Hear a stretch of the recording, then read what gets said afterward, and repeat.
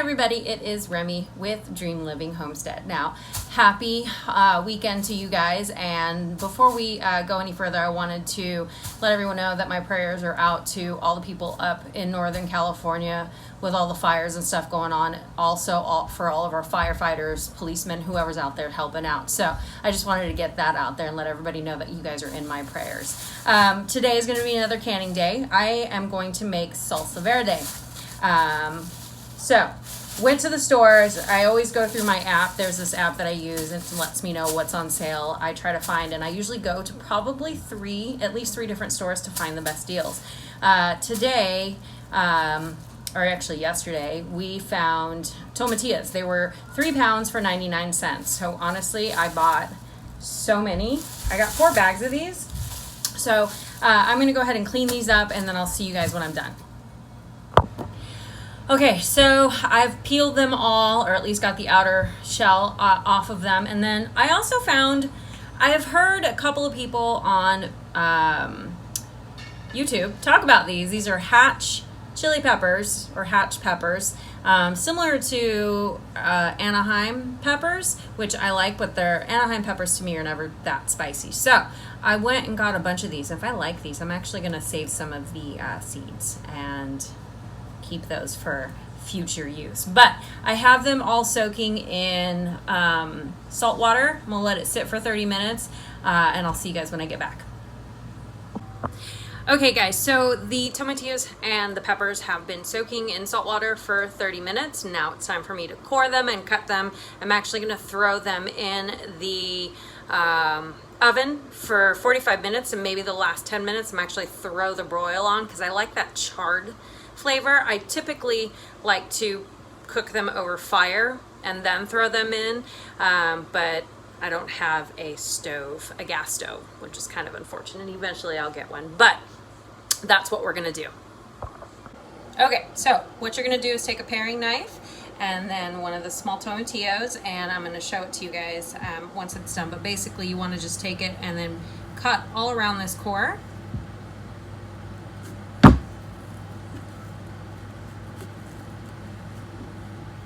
Different than doing an actual tomato. And these are smaller. Some of them are smaller.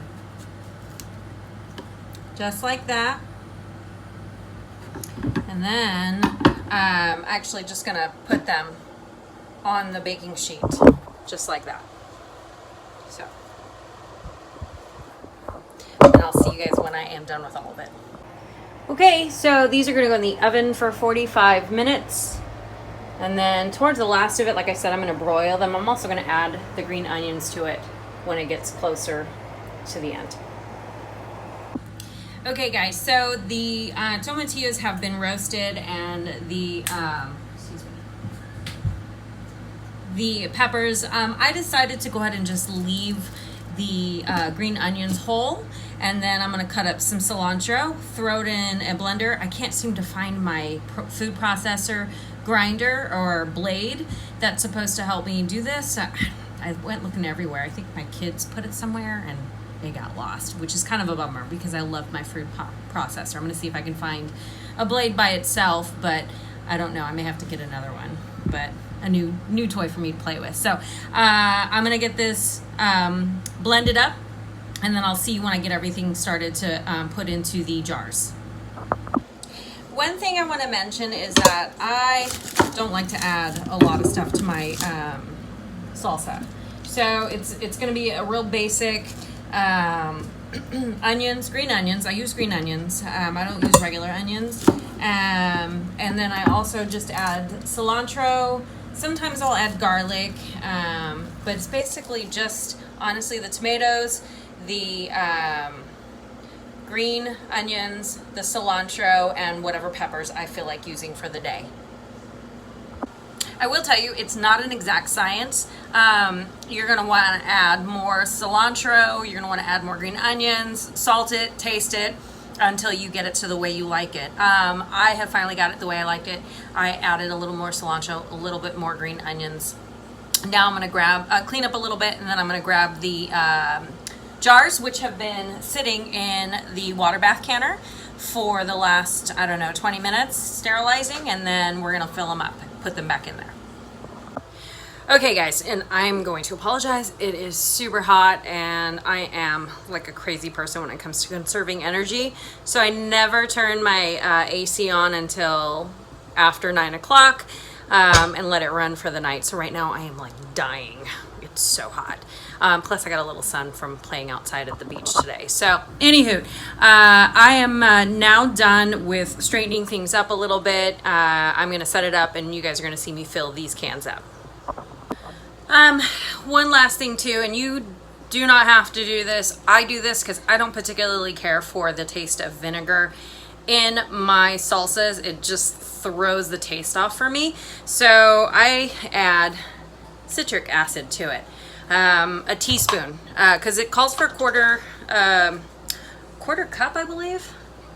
Excuse me, a half cup of vinegar and then some lime also, but I'm just going to go ahead and add a teaspoon each of citric acid into each jar. Oh, forgot to mention, it is a 1/2 inch, so you're going to fill it up to a 1/2 inch of headspace, which is roughly right about right here, which is the, I don't know if you can see it, hold on, sorry guys, this line right here. So the next thing you want to do also, the next thing you want to do is to clean off the rims with some vinegar to make sure that there is nothing stopping it from sealing.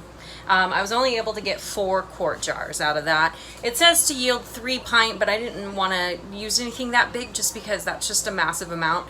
And while we do eat a lot of salsa, sometimes it will sit in the fridge for a couple of days or, yeah, I just think it's too much.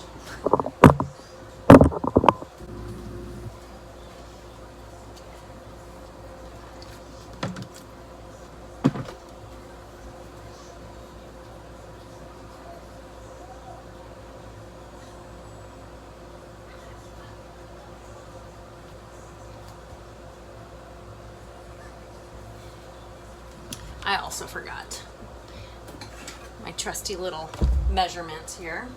So I don't know if you can see it, but it has the measurement. So this is the 1/2 inch, this is the 1/2 inch. So I'm gonna check that.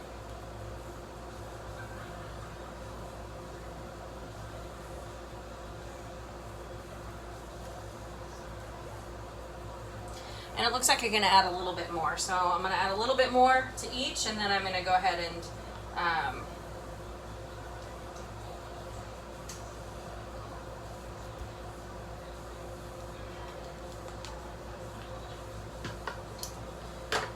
use this back end here. Make sure there's no holes.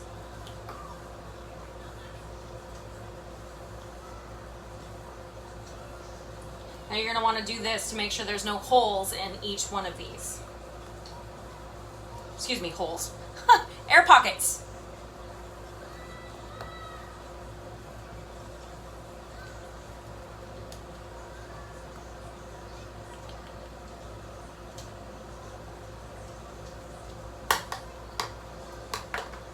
Okay, we're going to double check again.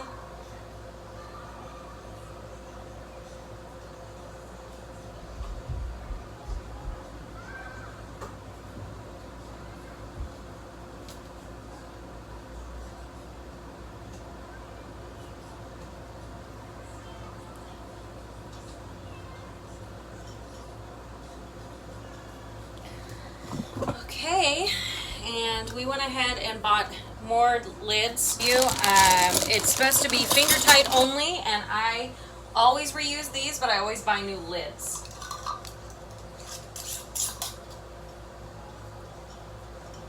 Okay.